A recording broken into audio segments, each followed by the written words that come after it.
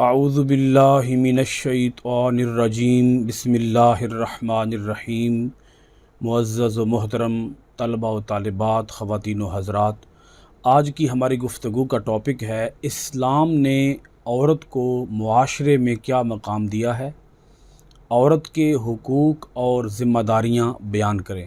آج کی اس گفتگو کے اہم 3 پہلو ہوں گے۔ اسلام کی روشنی میں عورت کا مقام اور مرتبہ کیا ہے، دوسرا ہمارا پوائنٹ ہوگا بیوی کے حقوق اور شوہر کے فرائض، تیسرا پوائنٹ ہوگا بیوی کے فرائض اور شوہر کے حقوق۔ آج کی اس گفتگو میں بیوی کے 8 حقوق بیان ہوں گے اور پھر اسی طرح بیوی کے 8 فرائض بیان ہوں گے۔ بیوی کے 8 حقوق کچھ اس طرح سے ہیں۔ نمبر 1، حق مہر کی ادائیگی۔ نمبر 2، نان و نفقہ۔ نمبر 3، حسن سلوک۔ نمبر 4، بیوی کے رشتہ داروں سے حسن سلوک۔ نمبر 5، کوتاہیوں سے چشم پوشی۔ نمبر 6، طلاق سے پرہیز۔ نمبر 7، حق خلا۔ نمبر 8، حق وراثت۔ بیوی کے 8 فرائض کچھ اس طرح سے ہیں۔ نمبر 1، اطاعت و وفا شعاری۔ نمبر 2، شوہر کی خدمت۔ نمبر 3، حسن سلوک۔ نمبر 4، خاوند کے رشتہ داروں سے حسن سلوک۔ نمبر 5، عزت و ناموس کی حفاظت۔ نمبر 6، مال و اسباب کی حفاظت۔ نمبر 7، پاکیزگی و آرائش و زیبائش۔ نمبر 8، حق وراثت۔ آج کی اس گفتگو کے پہلے مرحلے میں ہم بیان کر رہے ہیں اسلامی معاشرے میں عورت کا مقام اور مرتبہ کیا ہے۔ عورت اور زمانہ جاہلیت۔ زمانہ جاہلیت میں عورت کو کسی اعتبار سے بھی کوئی مقام حاصل نہ تھا۔ عورت معاشرے کے اندر ذلیل و رسوا تھی، عورتوں پر ظلم و ستم عام تھا، حوا کی بیٹی پریشان حال تھی، عورت کے کسی بھی روپ میں عورت اپنی عزت کھو چکی تھی۔ بیٹی، بہن یا بیوی کسی بھی درجے میں عورت کو احترام کی نگاہ سے نہیں دیکھا جاتا تھا۔ حضور نبی اکرم صلی اللہ علیہ وآلہ وسلم کی تشریف آوری سے پہلے کی تاریخ پر نظر ڈالو تو معلوم ہوگا کہ ایک زمانے میں انسان کی سنگ دلی اس درجے کو پہنچ گئی تھی کہ وہ اپنی اولاد کو قتل کر ڈالتا۔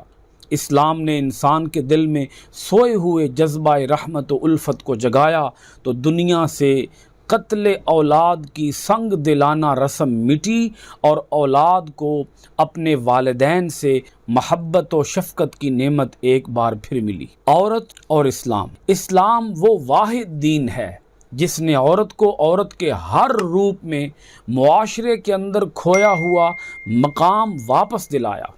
اسلام وہ واحد دین ہے جس نے خواتین کا شرف بحال کیا اور مردوں کو ان پر حکومت کا اختیار دینے کی بجائے ان کی حفاظت کی ذمہ داری سپرد کی اور تلقین کی کہ بیویوں کے ساتھ حسن سلوک کیا جائے۔ عورت کا مقام از روئے قرآن، سورۃ النساء آیت نمبر 19، وعاشروہن بالمعروف فإن کرہتموہن فعسى ان تکرہوا شیئا ویجعل اللہ فیہ خیرا کثیرا۔ اور عورتوں کے ساتھ اچھا برتاؤ کرو، پھر اگر وہ تمہیں پسند نہ آئیں تو قریب ہے کہ کوئی چیز تمہیں ناپسند ہو اور اللہ اس میں بہت بھلائی رکھے۔ عورت کا مقام از روئے حدیث۔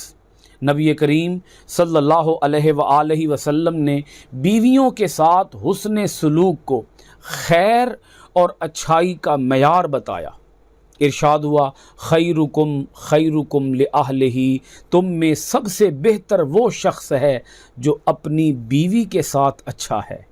ایک بار ایک صحابی نے نبی اکرم صلی اللہ علیہ وآلہ وسلم سے دریافت کیا، یا رسول اللہ صلی اللہ علیہ وآلہ وسلم، بیوی کا اپنے شوہر پر کیا حق ہے؟ حضور نبی اکرم صلی اللہ علیہ وآلہ وسلم نے ارشاد فرمایا، جو خود کھائے اسے کھلائے، جو خود پہنے ویسا ہی اسے پہنائے، نہ اس کے منہ پر تھپڑ مارے نہ اسے برا بھلا کہے۔ آپ صلی اللہ علیہ وآلہ وسلم کو بیویوں کے ساتھ حقوق کا اتنا خیال تھا کہ خطبہ حجت الوداع میں ان سے حسن سلوک کی تلقین فرمائی۔ گفتگو کے اہم مرحلے میں ہم آگئے ہیں اور وہ ہے بیوی کے حقوق اور شوہر کے فرائض۔ معاشرے کی بنیادی اکائی گھر ہے اور گھر کے سکون کا انحصار میاں بیوی کے خوشگوار تعلقات پر ہے۔ اگر ان تعلقات میں بگاڑ پیدا ہو جائے تو یہ صورتحال بہت سے رشتوں کو کمزور کر دیتی ہے۔ اسلام نے میاں بیوی کے حقوق و فرائض کا واضح تعین فرما دیا ہے، جن کی تفصیل درج ذیل ہے۔ عورت کا پہلا حق وہ ہے حق مہر کی ادائیگی۔ مرد کا فرض ہے کہ وہ نکاح کے وقت عورت کا حق مہر ادا کرے۔ مہر اس مال کو کہتے ہیں جو حق زوجیت کے عوض عورت کو دیا جاتا ہے۔ اس مال کی مقدار مرد کی مالی استطاعت کے لحاظ سے ہوتی ہے۔ حق مہر کی کم سے کم مقدار 10 درہم ہے، جبکہ زیادہ سے زیادہ حق مہر کی حد شریعت اسلامیہ میں بیان ہی نہیں کی گئی، جس کا صاف مطلب یہ ہے کہ خاوند اپنی بیوی کو کئی لاکھ بھی دینا چاہے، سونے کے ڈھیر بھی دینا چاہے تو شریعت میں منع نہیں کیا گیا۔ نکاح کے وقت حق مہر کا تعین ہونا ضروری ہے۔ حق مہر کی ادائیگی اس وقت بھی کی جا سکتی ہے، عین نکاح کے وقت بھی کی جا سکتی ہے اور بعد میں بھی کی جا سکتی ہے۔ قرآن مجید میں ارشاد باری تعالیٰ ہے، سورۃ النساء آیت نمبر 4، وَآتُوا النِّسَاءَ صَدُقَاتِهِنَّ نِحْلَةً، عورتوں کو ان کے مہر خوشی سے ادا کیا کرو۔ یہاں یہ بات بہت قابل غور ہے کہ ہمارے ہاں عام طور پر نکاح کے موقع پر جب حق مہر کا تعین کیا جاتا ہے تو تعین کرنے والوں کو خبر ہی نہیں ہوتی کہ اس کا تعین کس طریقے سے کیا جائے گا۔ عام طور پر وہ نکاح خان سے یا نکاح رجسٹرار سے ہی کہہ دیتے ہیں کہ جو شرعی حق مہر ہے وہ لکھ دیں۔ وہ پھر عام طور پر 2000 3000 یا آج کل کے رسم و رواج کے مطابق 5000 روپیہ حق مہر لکھ دیا جاتا ہے، جبکہ ہم اپنی زندگی کی تمام چیزیں خریدتے وقت اپنی مالی استطاعت کو مد نظر رکھتے ہیں۔ جیسے ہم اپنی باقی چیزوں کو خریدتے وقت، اپنا گھر بناتے وقت، اپنی گاڑی لیتے وقت، اپنا موبائل فون خریدتے وقت، اپنا سوٹ، اپنے شوز خریدتے وقت جس طرح ہم مالی استطاعت کو مد نظر رکھتے ہیں، اسی طرح حق مہر ادا کرتے وقت بھی مالی استطاعت کو مد نظر رکھا جائے گا۔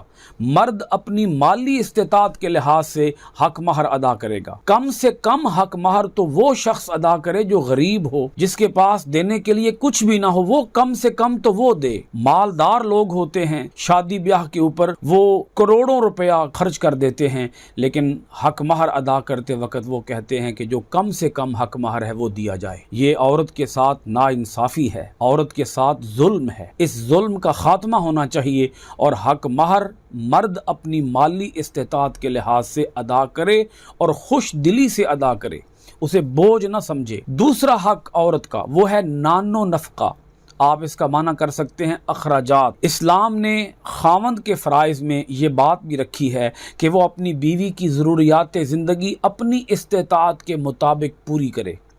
اس میں کھانا پینا، لباس، علاج معالجے اور رہنے سہنے کے لیے مکان جیسی بنیادی ضروریات شامل ہیں۔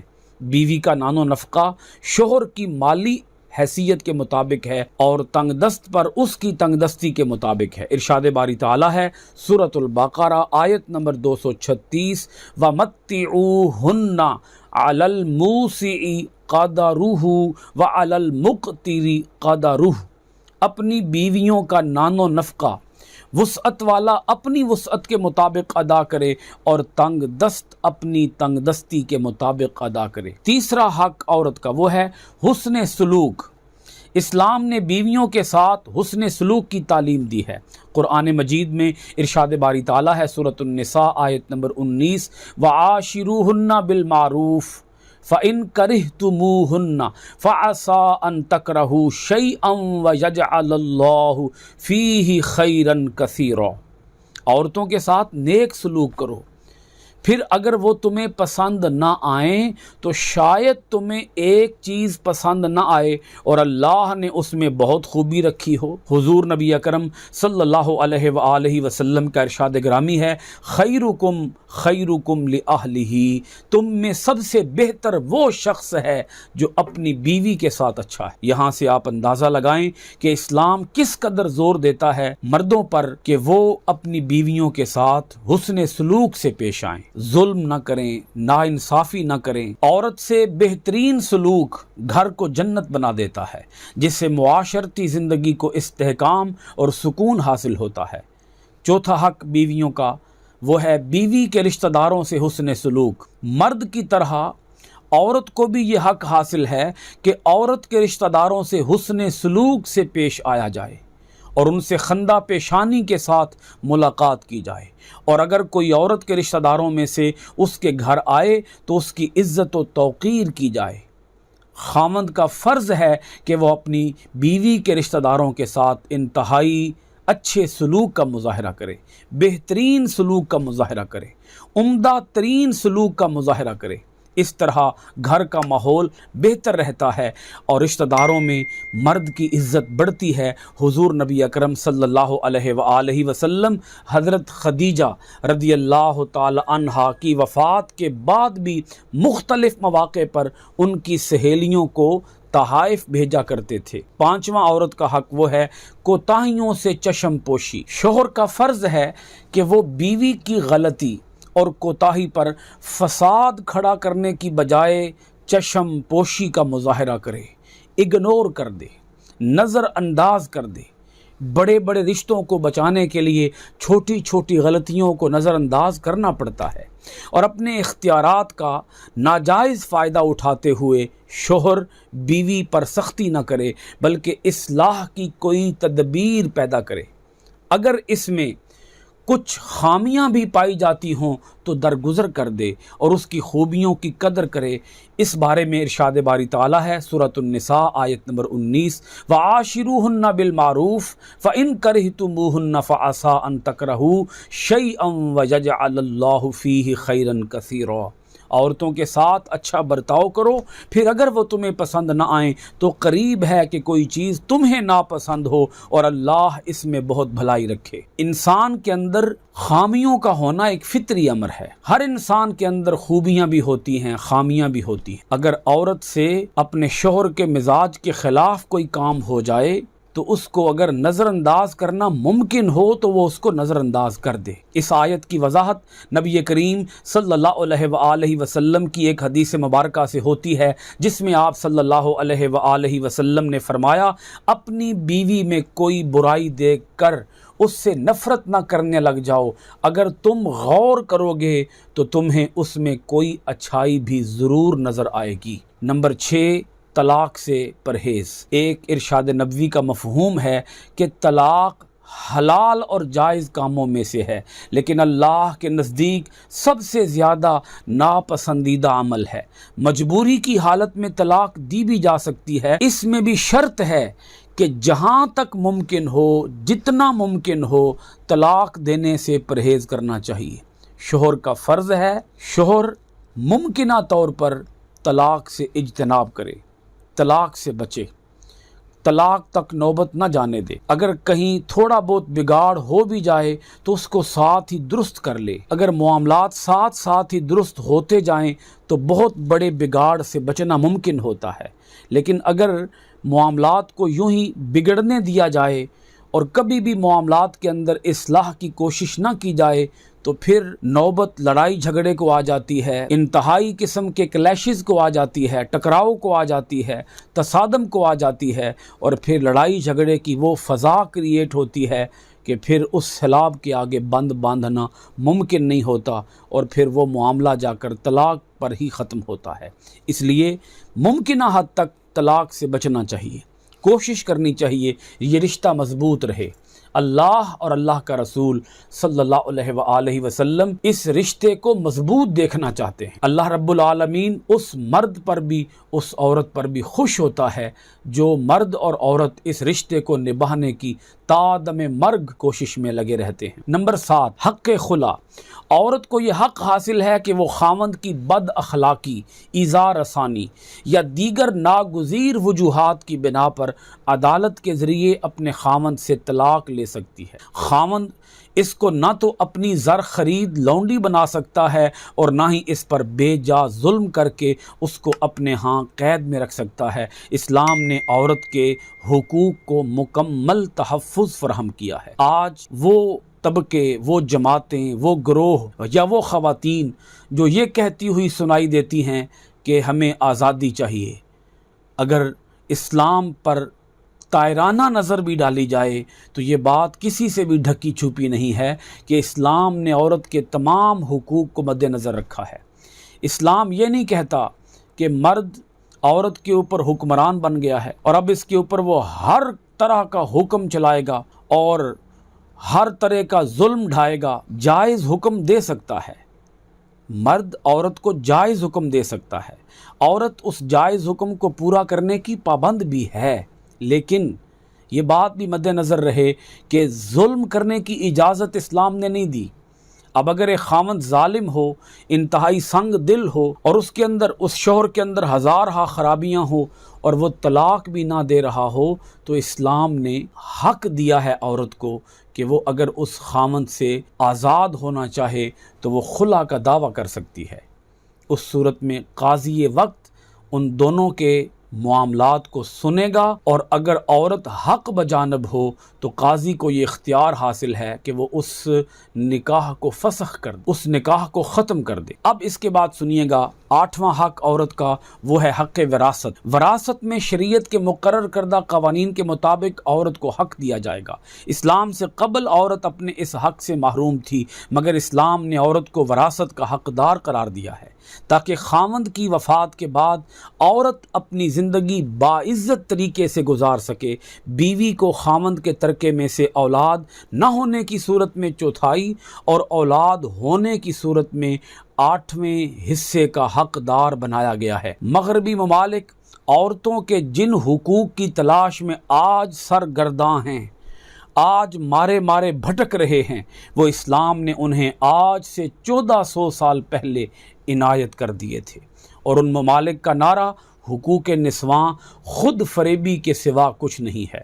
وہ تنظیمیں، وہ آرگنائزیشنز، وہ جماعتیں، وہ گروہ، وہ طبقے جو یہ آواز بلند کرتے ہیں وومن رائٹس، حقوق کا مطالبہ کرتے ہیں، وہ سراسر جھوٹ پر مبنی ان کے دعوے ہیں، ان کے نعرے ہیں۔ ان دعووں اور ان نعروں کا حقیقت سے دور دور کا بھی کوئی واسطہ نہیں ہے۔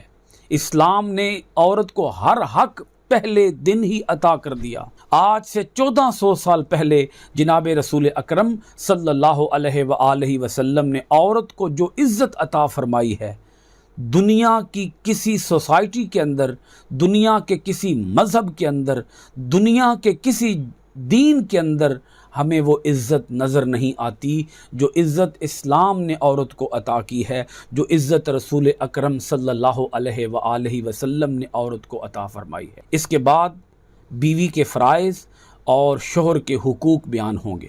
معاشرتی زندگی میں سب سے اہم تعلق میاں بیوی کا ہوتا ہے، کیونکہ یہ ایک ایسا تعلق ہے جس پر معاشرے کی ترقی کا انحصار ہے۔ اسلام نے جہاں خاوند کے فرائض بیان کیے ہیں، وہی بیوی کے فرائض بھی بیان کیے ہیں جو کہ درج ذیل ہیں۔ نمبر 1، اطاعت و وفا شعاری۔ اللہ تعالیٰ نے نیک بیویوں کی صفات بیان کرتے ہوئے ارشاد فرمایا، فالصالحات قانتات حافظات للغیب۔ سورۃ النساء آیت نمبر 34 ہے۔ نیک عورتوں کی علامت یہ ہے کہ وہ اپنے شوہر کی اطاعت گزار ہوتی ہیں، اپنے شوہر کی غیر موجودگی میں گھر کی نگہبانی کرتی ہیں۔ جہاں مرد کو منتظم اعلیٰ، ایڈمنسٹریٹو کی حیثیت سے بیوی بچوں کی کفالت اور حفاظت کی ذمہ داری سونپی گئی ہے، وہاں عورتوں کو پابند کیا گیا ہے کہ وہ مردوں کی وفادار اور اطاعت گزار بن کر رہیں۔ ایک مسلمان بیوی کے لیے شوہر کی جو حیثیت ہوتی ہے اس کا اندازہ نبی اکرم صلی اللہ علیہ وآلہ وسلم کے اس ارشاد گرامی سے ہوتا ہے، اگر میں اللہ تعالیٰ کے علاوہ کسی اور کو سجدہ کرنے کا حکم دیتا تو بیوی سے کہتا کہ وہ اپنے شوہر کو سجدہ کرے۔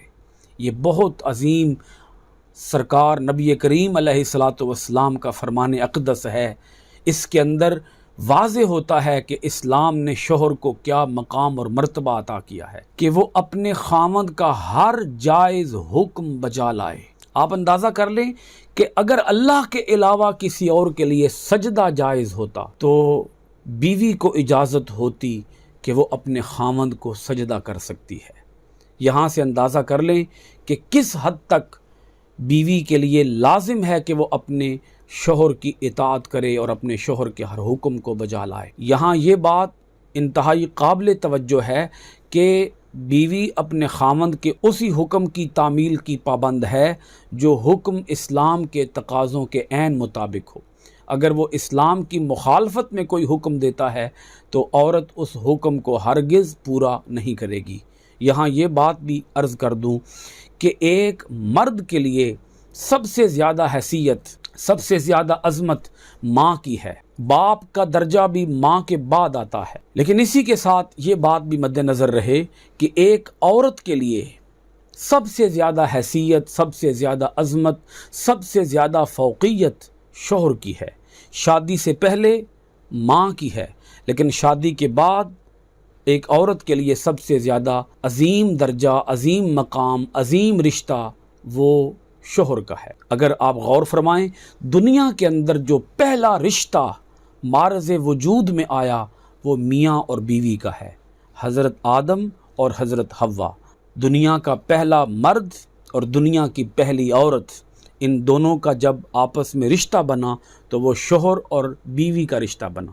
یہاں سے آپ اندازہ لگا سکتے ہیں کہ اللہ رب العالمین نے اس کائنات کے اندر جب رشتے پیدا کیے ہیں تو رشتوں میں جو سب سے پہلا رشتہ رکھا ہے وہ میاں اور بیوی کا ہے۔ اب اس کے بعد دوسرا پوائنٹ سنیے گا، بیوی کا دوسرا فرض وہ ہے شوہر کی خدمت۔ بیوی کا فرض ہے کہ وہ شوہر کے آرام و سکون کا خیال رکھے، گھریلو امور پوری دلچسپی سے انجام دے، شوہر کو خوش رکھنے کی ہر ممکن کوشش کرے۔ ارشاد نبوی ہے، اگر بیوی ایسی حالت میں مرے کہ اس کا شوہر اس سے خوش ہو تو وہ جنت میں جائے گی۔ گھر کے سکون اور بچوں کی تربیت کے لیے ضروری ہے کہ شوہر اور بیوی لڑائی جھگڑے، گالی گلوچ سے پرہیز کریں۔ بیوی کا فرض ہے کہ وہ تمام جائز امور میں خوش دلی اور خندہ پیشانی سے شوہر کی بات مانے۔ تیسرا فرض بیوی کا وہ ہے حسن سلوک۔ بیوی کا فرض ہے کہ وہ خاوند کے مزاج کے مطابق اس کو خوش رکھنے کی کوشش کرے۔ خاوند کی خوشنودی حاصل کرنے والی عورت کے بارے میں حدیث نبوی ہے، اگر کسی بیوی کی موت اس حالت میں ہو کہ اس کا خاوند اس سے خوش ہو تو وہ جنت میں جائے گی، اور اگر وہ شوہر سے ناراض ہو کر رات گزارے تو فرشتے رات بھر اس پر لعنت کرتے رہتے ہیں۔ جہاں ایک عورت کو مرد کے ساتھ حسن سلوک کا مظاہرہ کرنا چاہیے، وہیں ایک عورت کو اپنے خاوند کا شکر گزار بھی رہنا چاہیے۔ حدیث نبوی میں ہے، حضور نبی اکرم صلی اللہ علیہ وآلہ وسلم نے ارشاد فرمایا، میں نے معراج کی رات عورتوں کو مردوں کی نسبت زیادہ تعداد میں جہنم میں جلتے دیکھا۔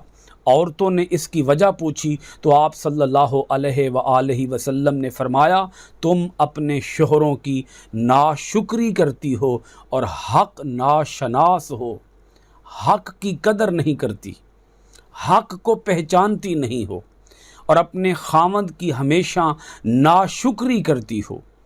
ایک اور حدیث پاک میں ہے، عورت پکار اٹھتی ہے، عورت کہہ اٹھتی ہے کہ اے خاوند، میں نے تیری طرف سے کوئی بھلائی نہیں دیکھی، آج تک مجھے تجھ سے کوئی سکھ نہیں ملا، کوئی سکون نہیں ملا، آج تک مجھے تمہارے اس گھر کے اندر کبھی کوئی خیر نہیں ملی۔ کبھی کوئی راحت نہیں ملی، کبھی سکون کا سانس نصیب نہیں ہوا۔ اگرچہ ایک خاوند اپنی بیوی کے لیے آسمان کے تارے بھی توڑ کے لے آئے، اپنی بیوی کے لیے اپنی جان تک نچھاور کر دے، اپنی بیوی کے لیے ہر طرح کی اذیت، تکلیف اور مصیبتیں جھیلے، لیکن اس کے باوجود اکثر عورتیں، اکثر خواتین وہ اپنے شوہروں سے ناخوش ہی رہتی ہیں، ناراض ہی رہتی ہیں۔ اس ناشکری کی بنیاد پر حضور نبی اکرم صلی اللہ علیہ وآلہ وسلم نے کتنی سخت وعید سنائی ہے کہ اس ناشکری کی پاداش میں، اس ناشکری کے جرم کی وجہ سے عورتوں کو جہنم کی آگ میں جلنا پڑے گا۔ چوتھا فرض بیوی کا وہ ہے خاوند کے رشتہ داروں سے حسن سلوک کرنا۔ بیوی کا فرض ہے کہ وہ خاوند کے رشتہ داروں کے ساتھ اچھا سلوک کرے، اس سے خاوند خوش رہتا ہے اور گھر کی فضا خوشیوں سے بھری رہتی ہے۔ بصورت دیگر گھر کے معاملات خراب ہو جاتے ہیں اور میاں بیوی اکٹھے نہیں رہ سکتے، اور اگر رہتے ہیں تو گھر جہنم کدہ بن جاتا ہے۔ خاوند کے رشتہ داروں سے حسن سلوک کے نتیجے میں عورت کا وقار بھی بہت بلند ہو جاتا ہے۔ پانچواں فرض بیوی کا وہ ہے عزت و ناموس کی حفاظت۔ بیوی کا فرض ہے کہ وہ اپنی عزت و آبرو کی حفاظت کرے اور شوہر کے اعتماد پر پوری اترے۔ ارشاد باری تعالیٰ ہے حافظات للغیب بما حافظ اللہ، سورہ النساء آیت نمبر 34۔ نیک بیویاں شوہر کی غیر موجودگی میں، شوہر کی ایبسنس میں ان چیزوں کی حفاظت کرتی ہیں جن کی حفاظت اللہ نے ان کے سپرد کی ہے۔ ارشاد نبوی ہے بہترین بیوی وہ ہے جب تو دیکھے تو مسرور ہو جائے، خوش ہو جائے، اسے حکم کرے تو وہ تیری اطاعت کرے، اور اگر تو کہیں باہر جائے تو وہ تیری غیر حاضری میں اپنی عصمت، اپنی عزت کی اور تیرے مال کی حفاظت کرے۔ چھٹا فرض بیوی کا وہ ہے مال و اسباب کی حفاظت۔ شوہر چونکہ ضروریات زندگی کے لیے مصروف عمل رہتا ہے، اس لیے بیوی کا فرض ہے کہ وہ شوہر کے گھر کو اپنا گھر سمجھے اور مال و اسباب کی حفاظت کا فریضہ احسن طریقے سے سر انجام دے۔ ارشاد نبوی ہے عورت مرد کے گھر کی نگران ہے۔ عورت سے اس ذمہ داری کی باز پرس ہوگی۔ عورت سے پوچھا جائے گا کہ آیا اس نے اپنی ذمہ داری کو بآحسن طریقے سے ادا کیا یا نہ کیا، اپنے شوہر کے مال کو غلط جگہ پر تو استعمال نہیں کیا، ناجائز کاموں میں تو استعمال نہیں کیا۔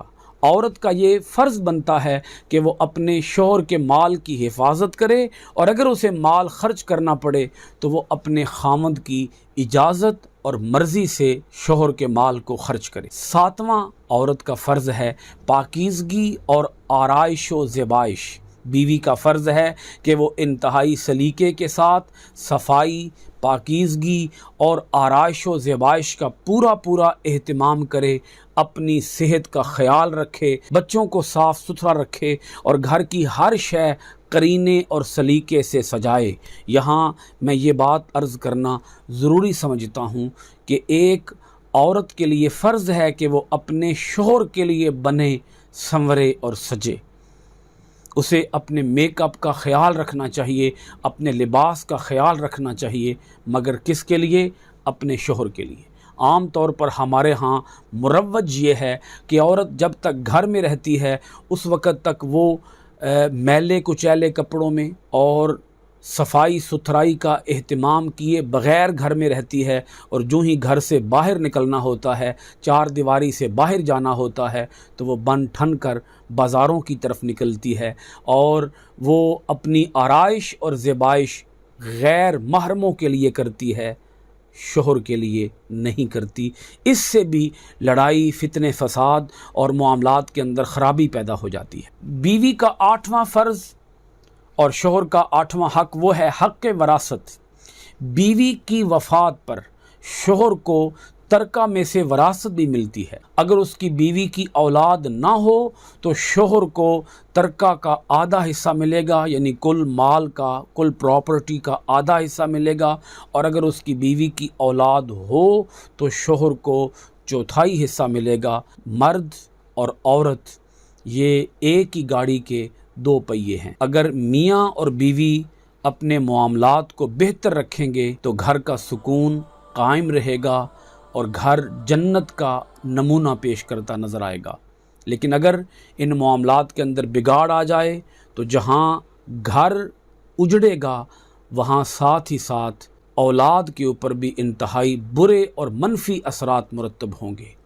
اس صورت میں اولاد تربیت سے محروم رہے گی، اولاد اپنے ماں باپ کی شفقت اور محبت سے محروم رہے گی، اور اولاد احساس کمتری کا شکار ہو جائے گی۔ وہ اولاد کبھی بھی اپنی عملی زندگی کے اندر کامیاب اور کامران نہیں ہو سکے گی۔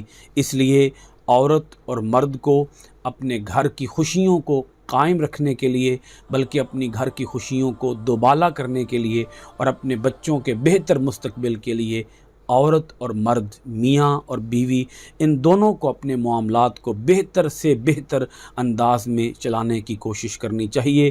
بہت شکریہ۔ السلام علیکم ورحمۃ اللہ وبرکاتہ۔